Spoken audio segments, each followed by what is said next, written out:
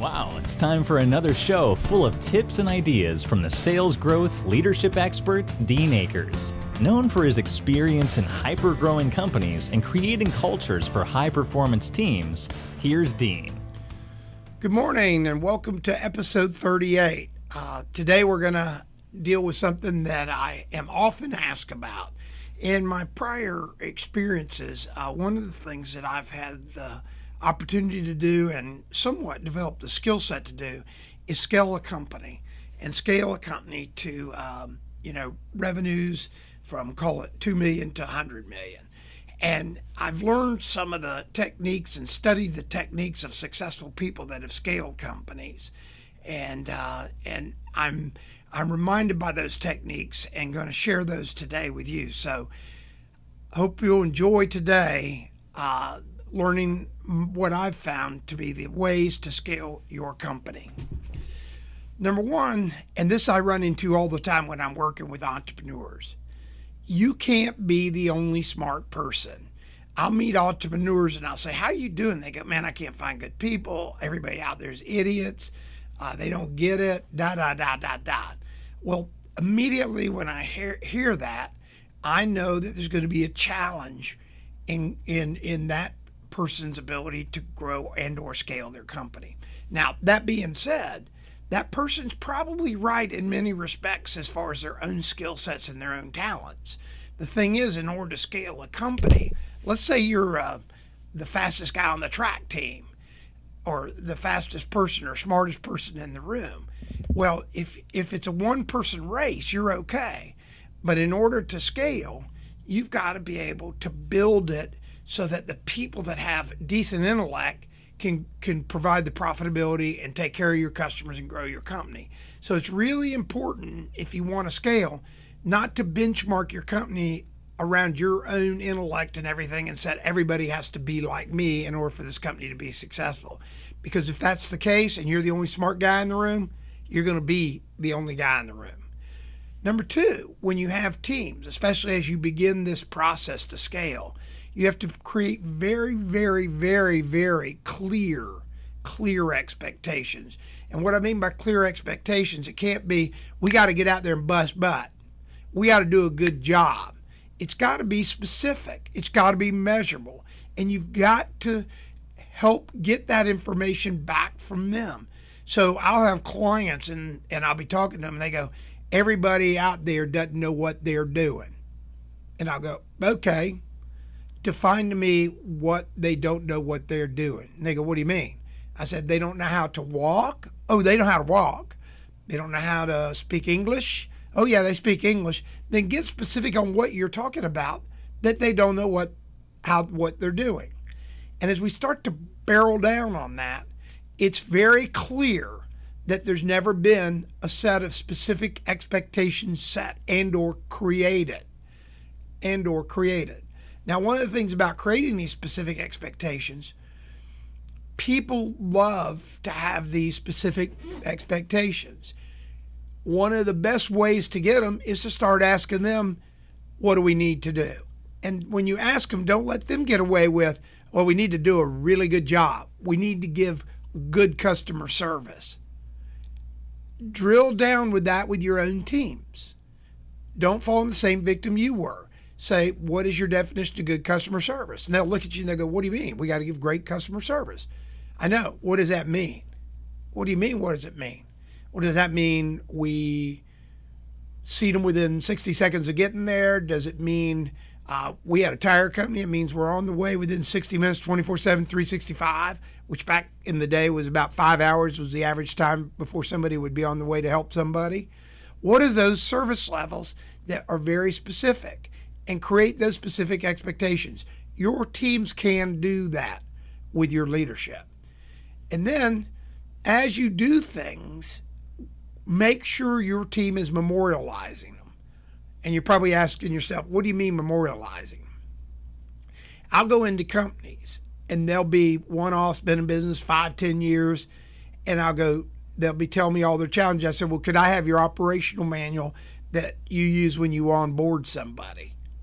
And typically I'll get some kind of HR manual that says they have 5 days off for vacation, and sick days and, the health insurance stuff, but they don't have an operational manual that says how their business runs, what the expectations are, and the process to get things done.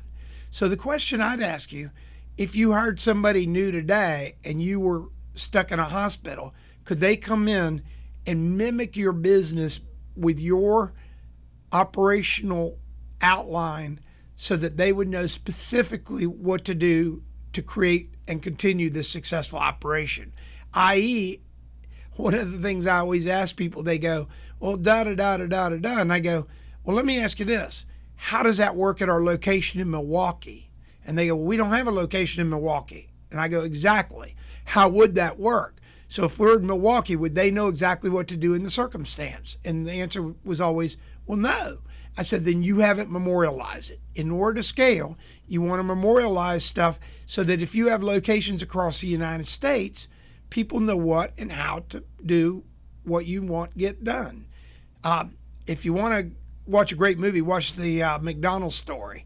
I mean, McDonald's has just totally understood scaling. I mean, they've got it right down to how you take apart the milkshake machine, how you handle people at the drive-through window, how you actually speak to people. It's all memorialized. People don't come in and just start going, well, I think I want to make a milkshake or a hamburger the way I make them at home. No, they have a process and they're trained, and it's all very, very specific. It's not make a good milkshake, make a great milkshake and your customer will be happy. No, they tell you exactly how to make the milkshake. So have you memorialized your processes? If you're one-off, still do that. Number 4, in scaling, you've got to have scorekeeping. You've got to keep score. I'm working with different companies now, and they've always go, oh, we've got this issue, and this issue. Let's start measuring it every day. So every day I get control sheets from all my different clients, and they'll have different measurements that the team determined. It could be time of response. It could be number of calls in. Whatever it is, it's a measurement that the team has put together. Now, why does scorekeeping matter? Scorekeeping matters because as you keep score, people enjoy the great game of business. Years ago, I worked for a company, a pre-stress company, and we had prisoners that came to work every day. And I watched the prisoners pitch quarters at our break and get all excited about winning. Now, they just would get back in the van and go every afternoon. And so one day, as a young man, I took our team of producers and I said, let's challenge the other team of producers that will outproduce them today, and let's bet them all one Coke each that will outproduce them. And everybody goes, you're on. So we went to the group next to us and said, we're going to beat you today, and we're going to bet you guys a Coca-Cola each.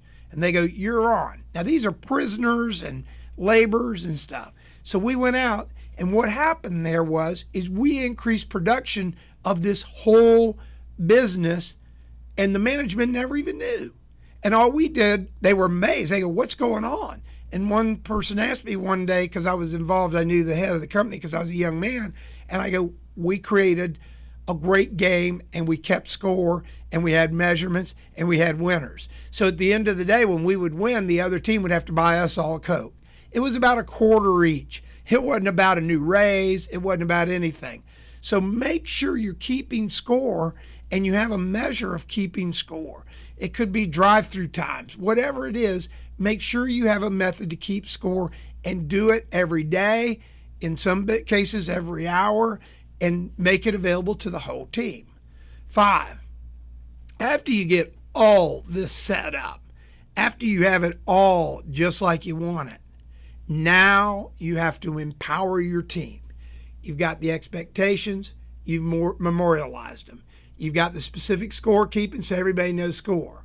You've acknowledged that they're all smart people and they all have talents and skills. So now you empower them to execute the plan. Having done that in previous businesses, I've watched groups, in fact, locations not at the home office, outperform home office locations when they follow this clear path. And lastly, I would like to tell you that if you're out there and you're struggling with this is one of the reads that you need to do. The E-Myth. The E-Myth is by Michael Gerber, is a must read if you're an entrepreneur. Go buy the book and read it. It kind of revisits a lot of this. And I can say, let's recap. You're not the only smart person in the room. You have to create very clear expectations, and everything that's done and it gets done needs to be memorialized so that it can be shared specifically. Then you have to have specific scorekeeping. And after all that, you need to empower your people and get out of the way. So I hope everybody has a wonderful, wonderful, wonderful week, and we will talk to you next week. We hope you enjoyed this week's show. Subscribe today to our podcast and send questions or thoughts to help@deanacres.com. Also, visit us at www.deanacres.com to listen to prior shows and view helpful videos. Also, great tips to download. Thanks again. See you next week.